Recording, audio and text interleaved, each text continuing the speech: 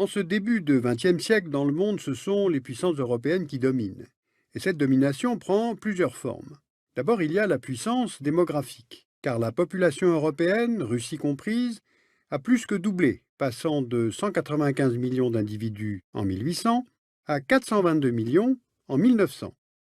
En 1914, avec environ 450 millions d'individus, l'Europe regroupe à elle seule 25% de la population mondiale. La pression démographique est telle qu'environ 60 millions d'individus ont quitté l'Europe entre 1820 et 1914, principalement à destination des États-Unis, mais aussi à destination du reste des Amériques et des colonies. L'Europe est aussi une puissance économique. Elle détient 88% des capitaux investis dans le monde et représente 80% des échanges grâce à sa flotte commerciale. L'Europe et les États-Unis assurent 85% de la production industrielle mondiale et détiennent le monopole de la production de l'acier. Avec la révolution industrielle du XIXe siècle, l'Europe jouit donc d'une avance financière, technologique, économique. Elle est l'usine et le banquier du monde et l'arbitre du commerce international.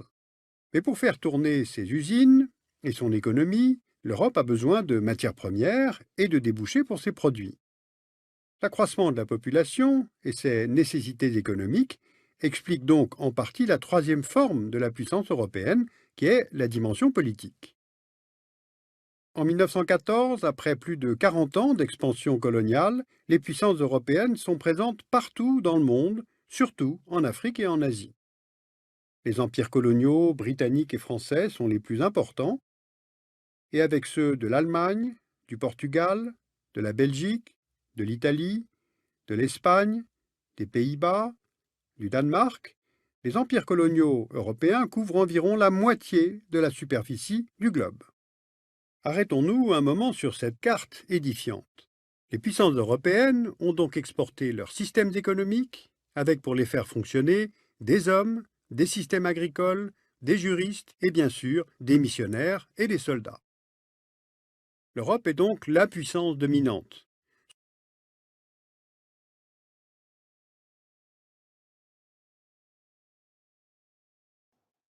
Voici l'Europe en 1871, c'est-à-dire au lendemain de la victoire de la Prusse sur la France et de la proclamation de l'Empire allemand dans la Galerie des Glaces à Versailles.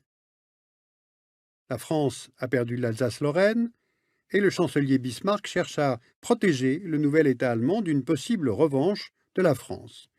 Pour cela, il se rapproche de son ancien adversaire, l'Autriche-Hongrie, et en 1873, l'Allemagne signe un premier accord international dit Entente des trois empereurs avec l'Autriche-Hongrie et la Russie. En 1882, une nouvelle alliance voit le jour, intégrant l'Italie mais excluant cette fois la Russie, car les ambitions et les manœuvres de Saint-Pétersbourg dans les Balkans, tout comme ses visées sur les détroits turcs, sont en opposition avec les intérêts de Vienne.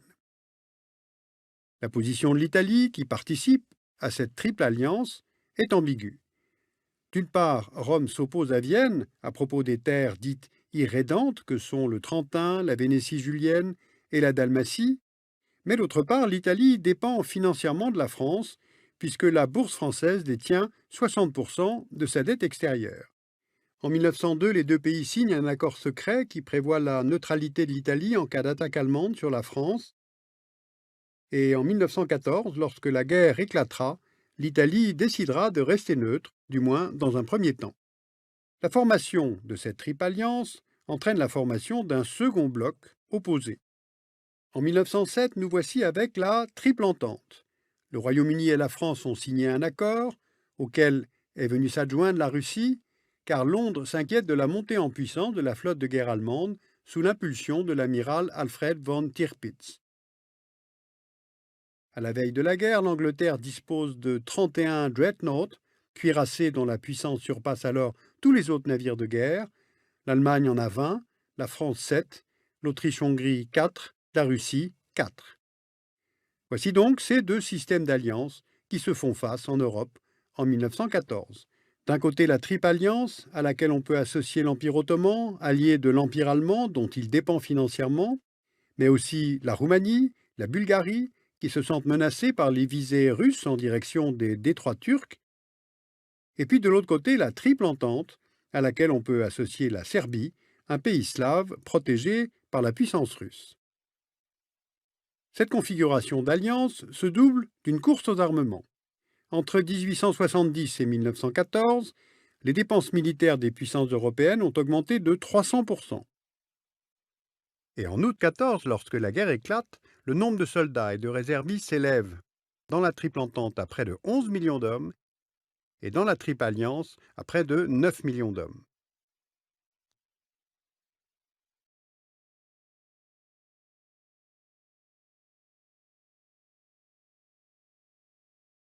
Voici une carte des Balkans en 1911, avec au sud l'Empire ottoman, la Grèce, indépendante de l'Empire ottoman depuis 1830, le Royaume de Serbie depuis 1882, le Royaume de Bulgarie depuis 1908, le Royaume du Monténégro depuis 1910 et l'Autriche-Hongrie qui a annexé la Bosnie et l'Herzégovine en 1908.